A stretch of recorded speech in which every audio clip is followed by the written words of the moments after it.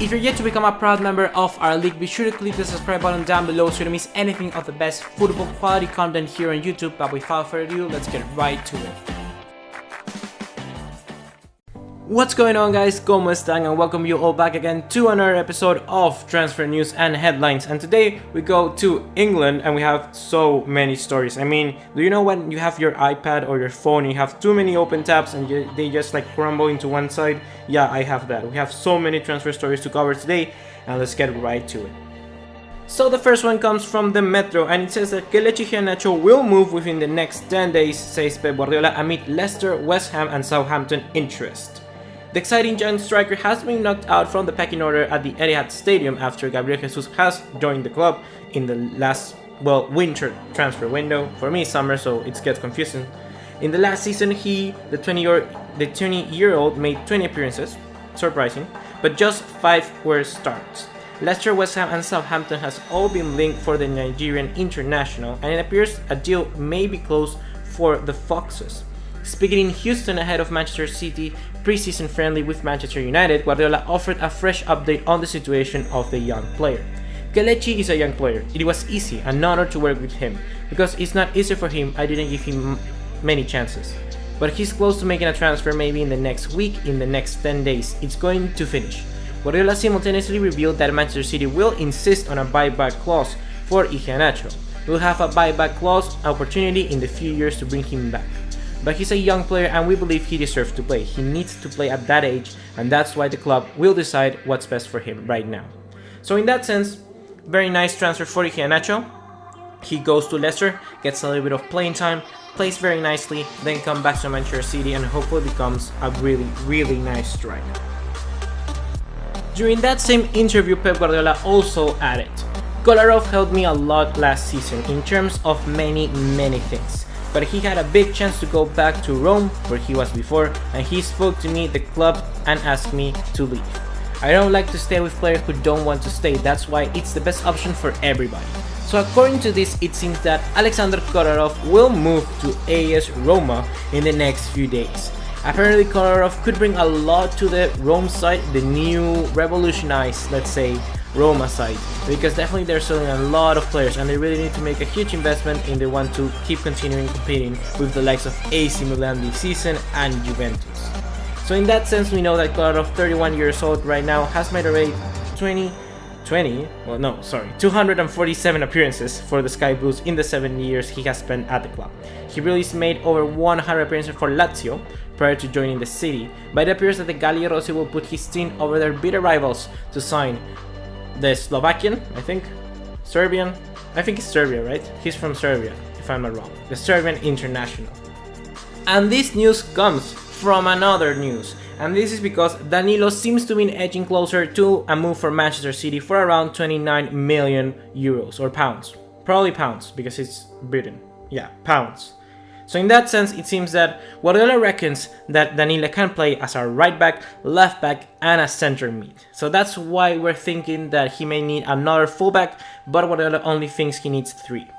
So let's see how those things change, and probably Danilo could do very well in those 2 cases, but I'm not too sure. It seems that Danilo was more suited to a Portuguese league, perhaps his level wasn't a really big one, because, he completely flopped at Real Madrid. So hopefully in Manchester City he can regain a little bit of form, but overall, I'm not too sure. However, we still know that this move is edging to be completed really soon if Guardiola has already announced that Alexander, I almost said Alexander like I said, if Alexander Kolarov is already confirmed to be leaving the club. So we know we could use that to confirm that Danilo is most probably gonna join the Sky Blues during the next few days.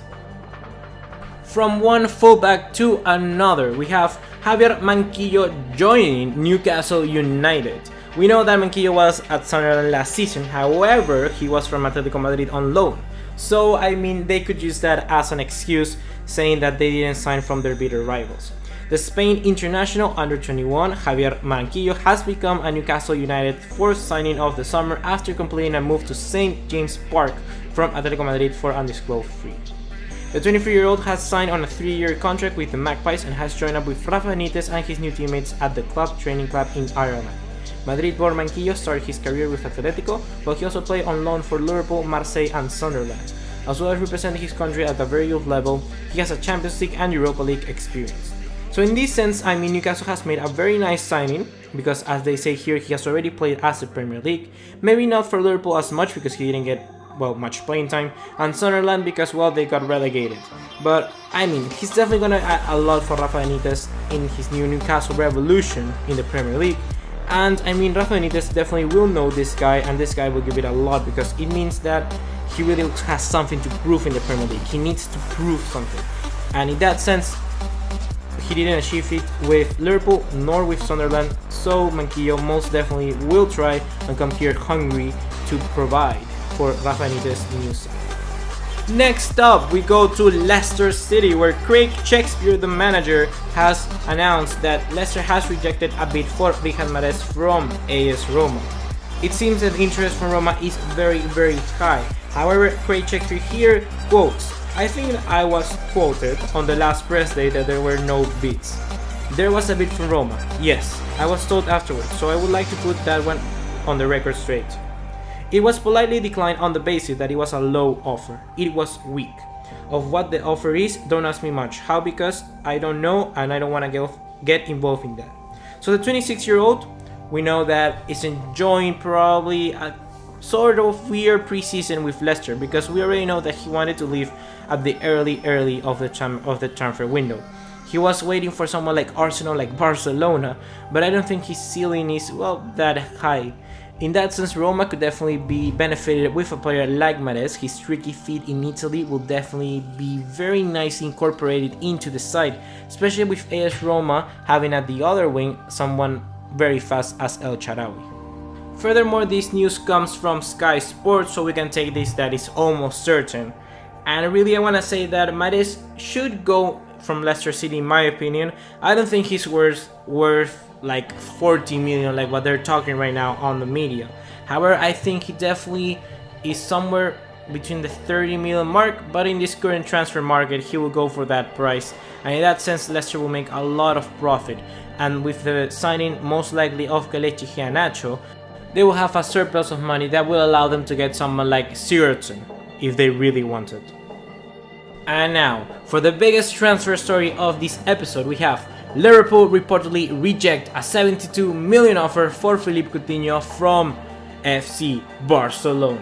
Liverpool reportedly are set to reject a bid of 72 from Barcelona, according to Pete Jensen of the Daily Mail, which says that the Reds believe that this bid undervalues the potential prowess of current attacking midfielder in the current market. The Camp Nou Giants see the Brazil international as André Iniesta long-term replacement, which is complete bullshit, because definitely I think Barcelona is thinking on this move if Neymar was to go. My dear Barcelona definitely needs to start thinking about what they could do with the money of around 222 million euros. That's a huge amount of money. In my opinion, Coutinho could definitely fit the bill for Barcelona in that left wing side.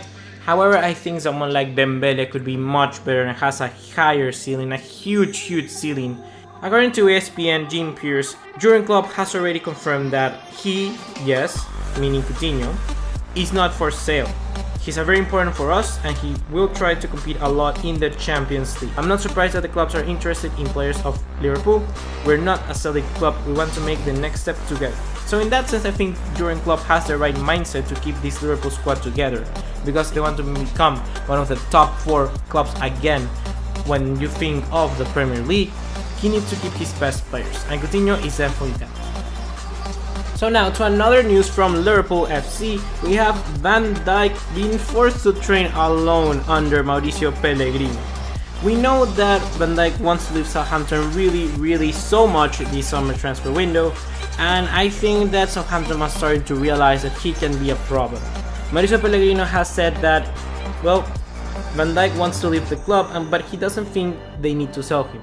In that sense, he has made the Dutch international train alone during their free season in France. So in that sense, Southampton should really start to look to other options than Van Dijk. It's not good to have a player who really doesn't want to play for your club any longer. And I think that Southampton made something probably hit themselves or hindered themselves when they announced that Liverpool were topping up Van Dijk.